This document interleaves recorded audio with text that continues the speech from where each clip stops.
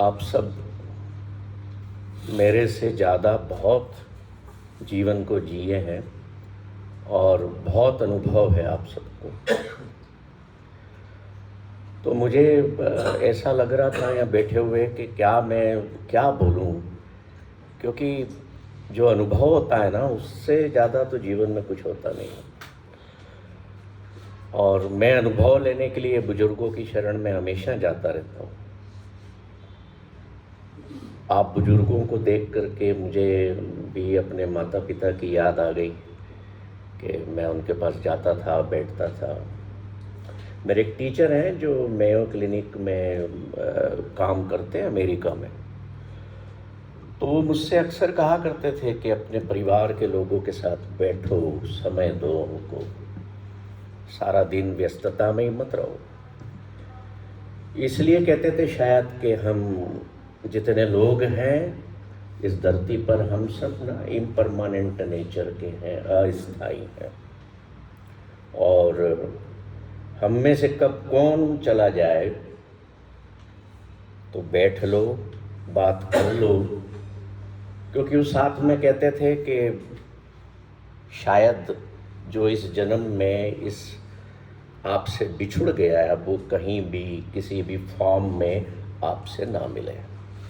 तो इतना महत्व हमारे संपर्कों का, हमारे रिश्तों का, ह्यूमन बीइंग से हमारा है। तो मैं अभी बुजुर्ग माताजी को देख रहा था तो मुझे मेरी माताजी की याद आई, और एक उनकी छोटी सी बात याद आई कि मैं जब यहाँ पर पढ़ता था इंजीनियरिंग कॉलेज में, मास्टर्स कर रहा था, तो एक बार वो बीमार थी, पीलिया हो गया था। तो मैं मंदसौर गया देखने, मिलने उनसे। तो मैंने कहा, हम बीजी कहते हैं माँ को, पंजाबी में बीजी कहते हैं। तो मैंने कहा, बीजी की गल तुसी? तो पता नहीं क्यों मेरे को प्यार से बिठाया, और कहते हैं पंजाबी की 2 लाइनें उन्होंने कही जिसे मैंने अपनी किताब में भी एक जगह दिया है। वो कहने लगी, बहुती गई थोड़ी रही, थोड़ी भी विहाय। मतलब ज़्यादा तो मेरी अब उम्र जो है वो जा चुकी है, थोड़ी सी बची है और ये भी बीत जाएगी। बहुती गई थोड़ी रही, थोड़ी भी विहाय। ओ बंदिया तू की पाया जग आए। कि तेने है बंदे, तेने इस संसार में आकर के क्या पाया? That is most important thing in our life. तो उस पंक्ति से मैंने एक किताब लिख डाली जिसका टाइटल है थोड़े की ही जरूरत है। क्योंकि संसार जो है ना, आप देखो, आप अपने परिवार में भी देख सकते हो कि लोग भाग रहे हैं। तो हम सांसारिक मटेरियल्स के पीछे दौड़ में हैं, जितना इकट्ठा कर सकें उस दौड़ में हैं। तो क्या हमें इतनी ज़रूरत थी? और ज़रूरत किस चीज़ की थी? मैं क्यों हूँ यहाँ? इसका लोग मेरे से कई बार प्रश्न पूछते हैं कि इसका जवाब दीजिए, आप कौन हैं और क्यों हैं? तो मैं उनको जवाब इस तरह से देता हूँ कि जब ईश्वर ने मुझे संसार में भेजना था ना, तो उन्होंने मुझे अपने पास बुलाया और कहा कि देखो बेटा, मैं अब तुमको दुनिया में भेज रहा हूँ, थोड़े दिन की छुट्टी दे रहा हूँ। 70 साल, 80 साल, 50 साल, जो भी उनने मेरी जो लिखी होगी कि इतनी छुट्टी तुम्हें दे रहा हूँ, भेज रहा हूँ, दुनिया में जाओ और एंजॉय करके आओ, आनंद में अपनी छुट्टियां व्यतीत करके आओ। तो मैं क्यों आया इस दुनिया में? मैं आनंद में रह करके यहाँ जो है मैं छुट्टियां व्यतीत करने आया। ये उस प्रश्न का सुंदर और सही जवाब है कि हम सबको ईश्वर ने भेजा कि भाई तुम जाओ। अब जैसे मान लीजिए, अभी हम अयोध्या गए थे सर के साथ, अष्टाना साहब के साथ, 3 दिन के लिए गए। मन में बड़ी खुशी थी कि मैं बाहर जा रहा हूँ अपने घर से। वहाँ हम आनंद में रहे। तो आप जब भी बाहर जाते हैं, आप आनंद में छुट्टियाँ बिताते हैं कि 4 दिन के लिए आया हूँ तो मैं बड़ा मज़ा कर लूँ, यहाँ पर एंजॉय कर लूँ, हर चीज़ देख लूँ, अच्छा खा पी लूँ, यहाँ का क्या फेमस है वो खा लूँ, वो टेस्ट कर लूँ। तो ईश्वर कहते हैं कि इसी तरह से मैंने तुमको इस संसार में छुट्टियों पर भेजा है कि जाओ थोड़ा रेस्ट करके आओ, थोड़ा आराम करके आओ।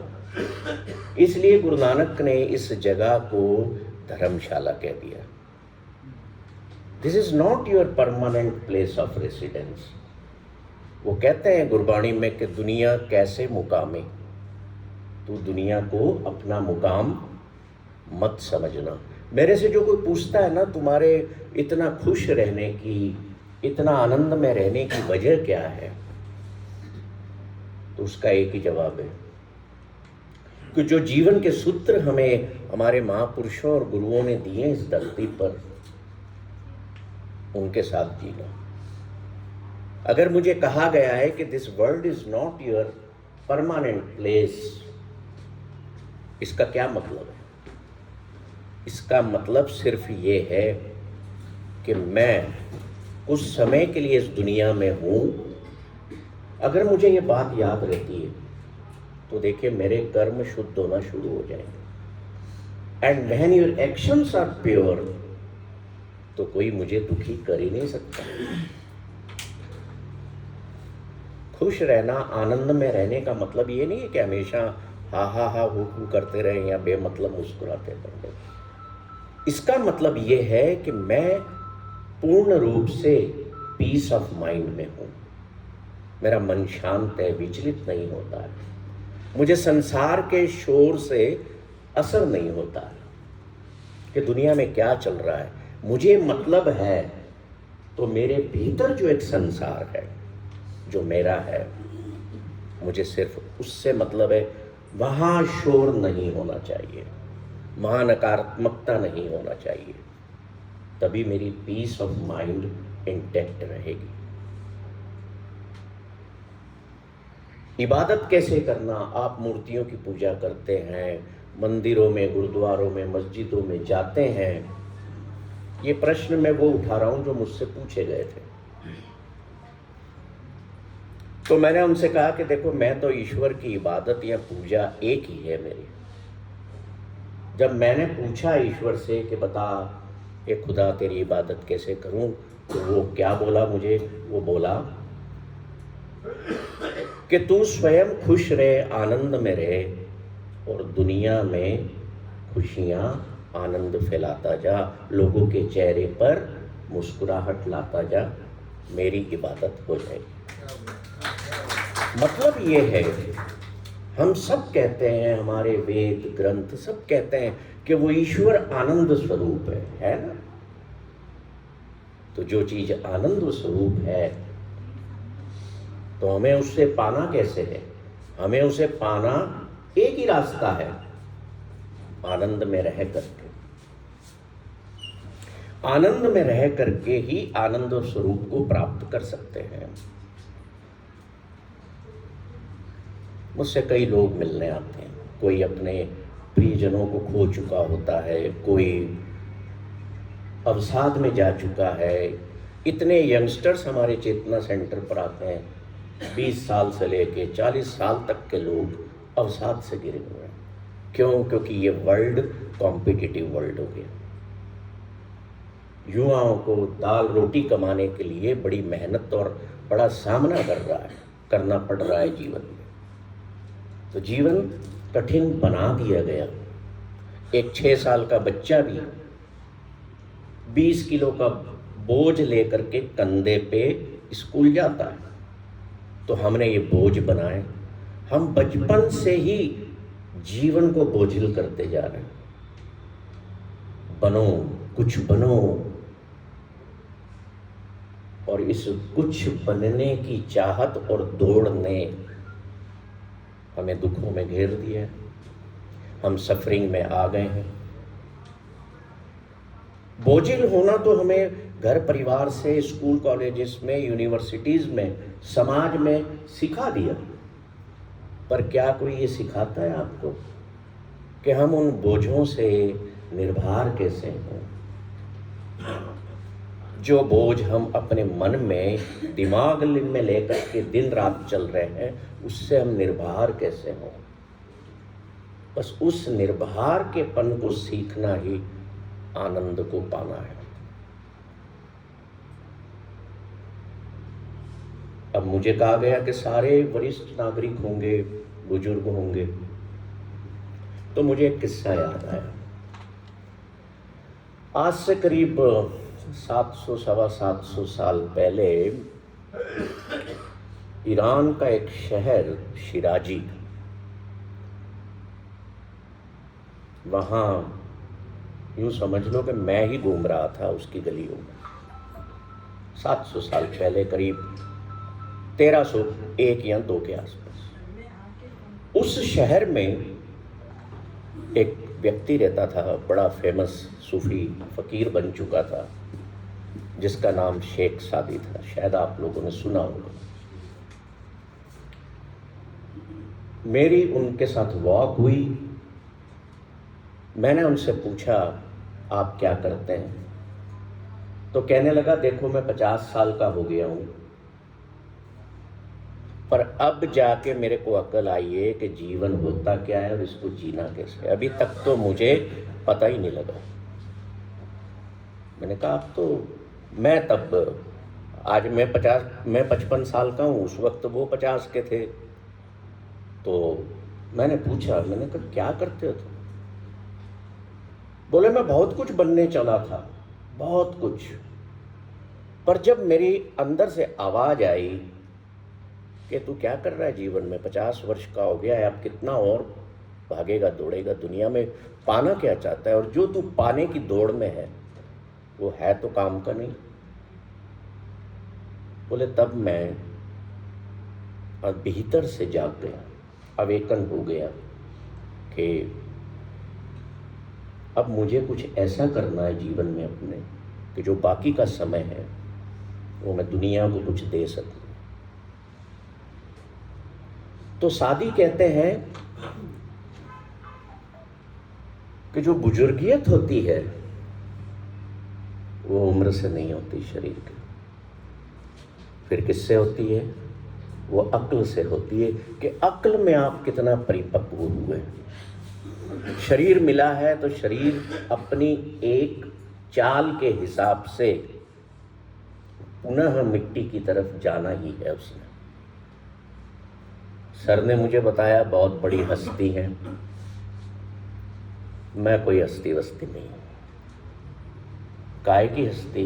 हम हस्तियां बनाने में अपने आप को ही तो, जीवन को खराब कर लेते हैं। हम इसके सत्य को समझें जीवन में कि मैं तो मिट्टी हूँ, मिट्टी में से निकला, मिट्टी में ही खाक होऊंगा, तो मैं हूँ क्या फिर? वही तो हूँ। तो किस बात की हस्ती? ये आनंद पाने के जीवन में सूत्र है कि जब मैं अहंकार विहीन होकर के अपने जीवन को जीता हूँ ना, मैं अपने आप को कुछ नहीं मान के चलता, तो मेरे अंदर फिर अहंकार बसेगा नहीं, आनंद ही बसेगा। एक अहंकारी व्यक्ति कभी भी जीवन में खुश नहीं मिलेगा, क्योंकि वो संतुष्ट नहीं होगा। अगर मुझे कहे कोई कि आप तो इतने बड़े हैं, आपका इतना नाम है, तो my question must be with my self, मेरे स्वयं से मेरा प्रश्न होना चाहिए कि क्या जो मान सम्मान ये दुनिया के लोग मुझे दे रहे हैं, मैंने अपने आप को उस काबिल बनाया कि मैं ईश्वर के घर में भी वो मान सम्मान पा सकूंगा? जब मैं इस दुनिया में अपनी छुट्टियां बिता करके वापस लौटूंगा अपने वास्तविक घर में, तो क्या ईश्वर मेरे स्वागत के लिए बाहें फैलाए खड़े होंगे? तो मैं आनंद में हूँ, परम आनंद में हूँ, खुशी में हूँ। अन्यथा संसार की खुशियों में क्या है? आज नया मोबाइल ले आओगे, 2 दिन खुश रहोगे, नई घर पे गाड़ी ले आओगे, 4 दिन खुश रहोगे, बेटे की शादी करोगे, नई बहू आएगी, 6 महीने खुश रहोगे, उसके बाद आपको अवगुण दिखना शुरू हो जाएंगे। हम इन प्रवृत्तियों से दूर हों अगर जीवन में खुश रहना चाहते हैं। हम दूसरों के अंदर अवगुण या उनकी नकारात्मकता की जो पहचान बनाना शुरू करते हैं, जज करने लगते हैं, उससे हम दूर हों। क्यों नहीं हमें हर व्यक्ति में, चाहे वो कैसा भी है,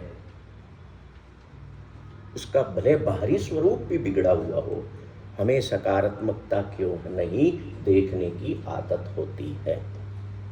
खुश तो आप तभी रह सके ना जब आपके सामने अष्टावक्र भी आ जाए, जिसका शरीर 8 जगहों से मुड़ा हुआ था, है ना। तो मैं ये ना कहूं कि अरे ये क्या है।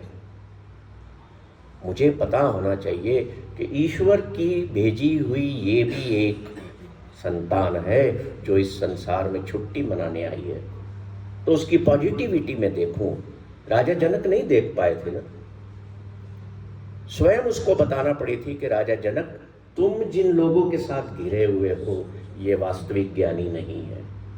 क्यों नहीं है? क्योंकि ये मेरे बाहरी स्वरूप को देख करके हंस रहे हैं। तो आनंद की अवस्था वो है कि जब हम बाहरी स्वरूप से इंसान की पहचान भूल जाए। हमें नाम दिया जाता है, क्यों? क्योंकि दुनिया में हमारी एक आइडेंटिफिकेशन है, नहीं तो कैसे बुलाएंगे हम। दुनिया में हम आते हैं, सब कुछ करते हैं, हर इच्छा को पूर्ण करने की कोशिश करते हैं, और संसार इच्छाओं का ही तो खेल है। झगड़े किस बात के हैं? इच्छाओं के हैं। लोग आपस में लड़ रहे हैं, पॉलिटिकल लीडर्स लड़ रहे हैं, नेशंस लड़ रहे हैं, जातियां धर्म लड़ रही हैं। क्यों? इच्छाएं हैं कि हम श्रेष्ठ होना चाहते हैं, हम पावरफुल होना चाहते हैं। हमारे गुरुजन, कई कथावाचक आपने सुने होंगे, वो कहते होंगे कि इच्छाहीन हो जाइए, कोई इच्छा मत रखिए। क्यों भाई, क्यों ना रखूं? मैं संसार में आया हूं तो हर अच्छी इच्छा पूरी करने की कोशिश करूंगा। जो अनहेल्दी डिजायर्स हैं उनकी तरफ मैं नहीं जाऊंगा। छुट्टियां मनाने आया हूं, जो मेरा घर है ये समझ लो कि वो मेरे होटल का कमरा है, और होटल के कमरे के सामान को या वहां पर रहने वाले जो आपकी लोग सेवा करते हैं, बैरे हैं, होटल के मैनेजर हैं, उनको आप अपना कहते हो क्या? कहते हो? या होटल के कमरे में आप ठहरे हो तो किसी, जब वहां से वापस 4 दिन पूरे हुए निकलते हो, आप कहते हो कि ये फ्रिज में उठा ले जाता हूँ, यहाँ से मेरा है ये, या मैं बेड उठा के ले जाता हूँ, मेरा है ये। उसी तरह से हम सब अपने अपने घरों में जो रह रहे हैं, ये एक होटल का कमरा है।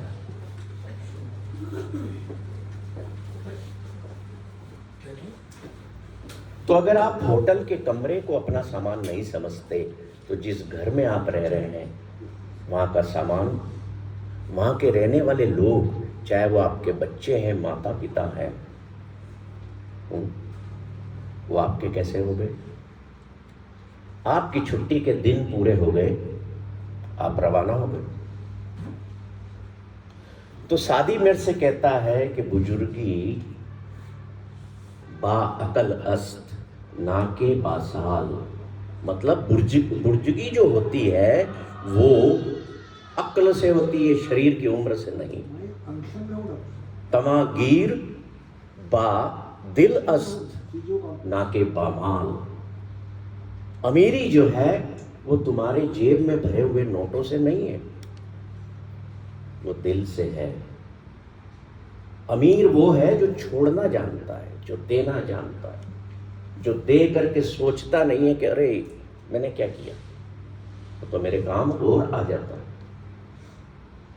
तो खुशी जो है वो उस तरह के देने में है, आनंद उस तरह के देने में है जो देने के बाद रिग्रेट्स क्रिएट न करे, हमारे अंदर पछतावा क्रिएट न करे। बहुती गई थोड़ी रही, तो ये जो थोड़ी रह गई है,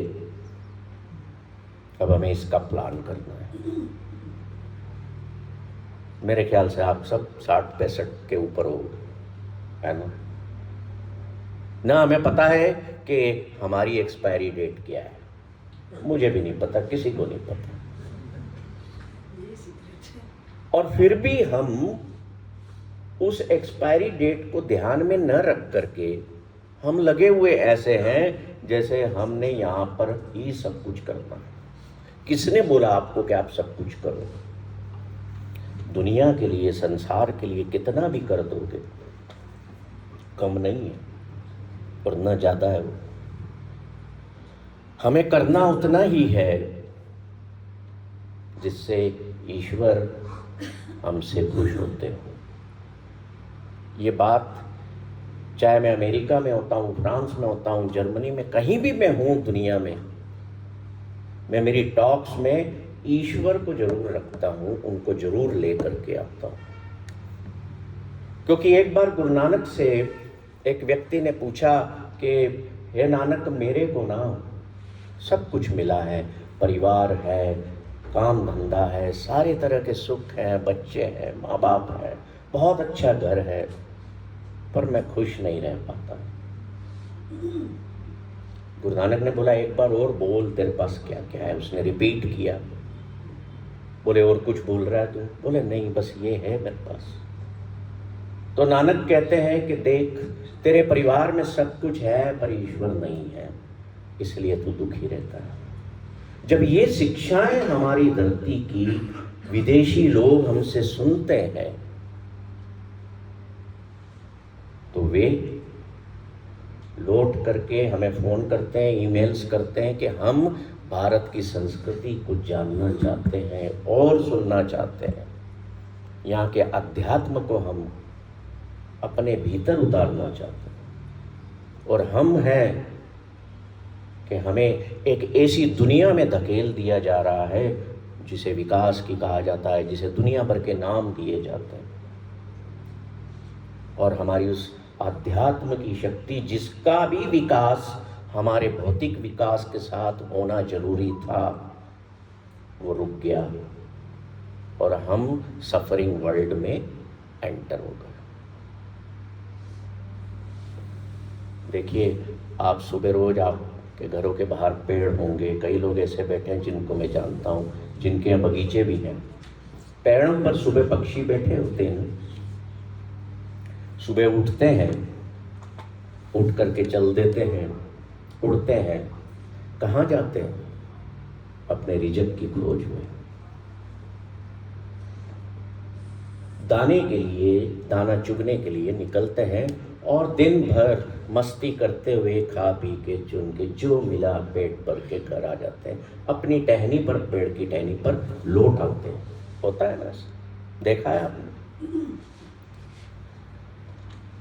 आए मजे से थोड़ी देर उन्होंने गीत गाते हैं जब तक पूरा अंधेरा ना हो जाए, और उसके बाद सो जाते हैं। अगले दिन सुबह अपनी नई उड़ान पर फिर उड़ते हैं। पर ये बताइए कि शाम को जब घर लौटते हैं तो उन पक्षियों के चेहरे तो उदास नहीं होते। आप शाम को जब दिन भर काम करके घर लौटते हैं, आप क्यों उदास होते हैं? Why a human being who is coming back to his home after working whole the day, उसका चेहरा उदास है, तनाव में है? वो पक्षियों से ही सीख लो। पक्षियों के जेब नहीं होते। गुरु नानक गुरु ग्रंथ साहब में बड़ा सुंदर कहते हैं, परंदे जिगर नाम सा, कि परिंदों के पॉकेट नहीं होते इसलिए वो आनंद में रहते हैं, और इंसानों तुमने पॉकेट बना लिए, तुम दुखी हो गए। तो ये शिक्षाएं हमें आनंद देती हैं।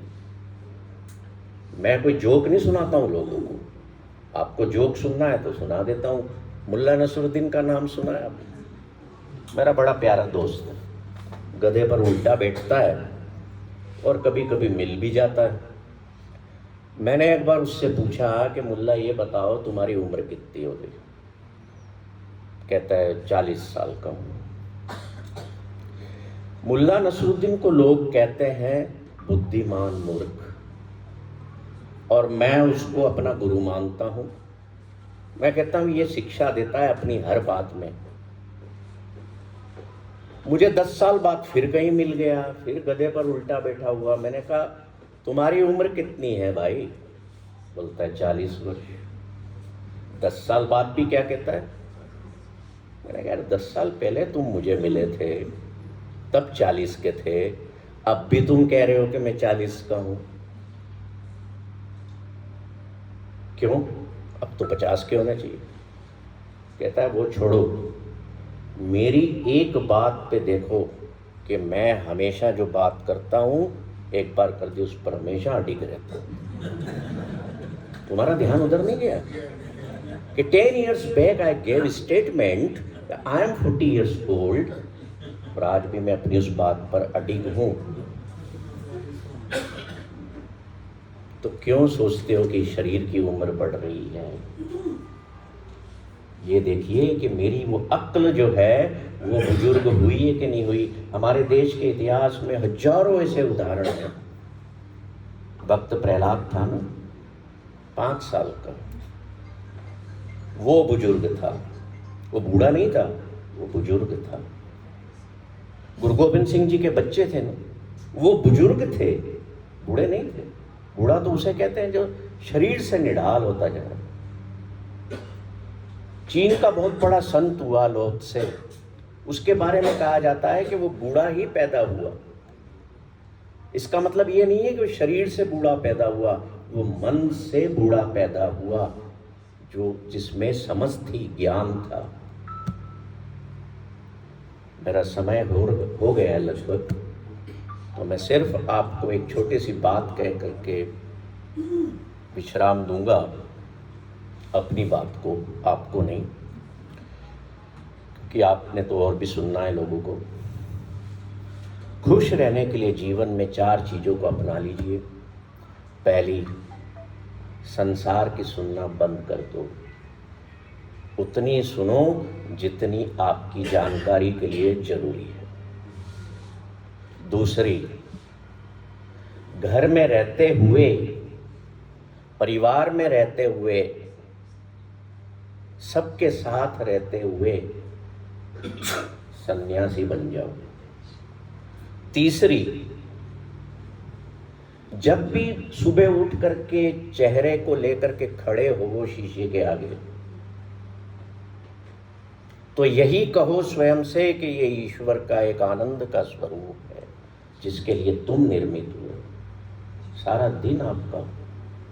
चौथी, जब सुबह उठो, नींद खुले, तो उठते से ही देखो कि क्या वाकई में मैं जिंदा हूं। और मैं तो जिंदा हूं आज, वाह, ये दुनिया का सबसे बड़ा चमत्कार है कि मैं आज फिर जिंदा हूं। नहीं तो सुबह 5 बजे मैं उठा हूं, पता नहीं कितने लोग उस वक्त आखिरी सांस ले रहे हो। तो ईश्वर तेरा, खुदा तेरा शुक्रिया है कि मैं आज भी जिंदा उठा हूं। इससे बड़ी खुशी क्या होगी जीवन में, बताओ, कि आज भी मैं जिंदा हूं, आज भी मैं अपनों के बीच में हूं। और आखिरी बात, जितने संसार में आपने रिश्ते बनाए हैं, जितने भी, चाहे आपके बच्चे हैं, माता पिता है, पत्नी है, पति है, दे आर ऑल फेक। क्या है वो? बेकार। अब परिवार के लोग बैठे होंगे तो कहेंगे तो सरदार जी की पिटाई करो, क्या बोल रहे हैं ना, समझना। ये आखिरी सूत्र दे रहा हूँ। वैसे तो हमारे शास्त्रों ने, ग्रंथों ने बहुत आनंद में रहने के सूत्र दिए हैं, और ये सूत्र पाने के बाद, इन शास्त्रों के सूत्र पाने के बाद आपको चेहरे पर क्रीम लगाने की भी जरूरत नहीं होगी, इतने आप खुश रहोगे। तो सूत्र ये है कि जैसे एक मिरर के सामने, एक शीशे के सामने आप खड़े हो, तो क्या मिरर में आप हैं या आपकी इमेज है? आपकी इमेज है ना, आप तो नहीं है। तो मिरर में जो दिख रहा है वो रिफ्लेक्शन है, प्रतिबिंब है, वो असल नहीं है। ठीक ऐसे ही आपका जीवन, आपकी पत्नी या आपके पति या आपके बेटे या आपके पिता के सामने एक मिरर ही है, वो असल नहीं है, वो एक प्रतिबिंब है। अगर आपने इस प्रतिबिंब की इस थ्योरी को समझ लिया तो आपके परिवार में कष्ट आने पर, दुख आने पर भी आप विचलित नहीं होंगे, क्योंकि आप समझेंगे कि these all where reflections of life. मैं पुनः आप सबका शुक्रिया अदा करता हूँ कि इतनी देर तक आपने मुझे सहन किया। धन्यवाद।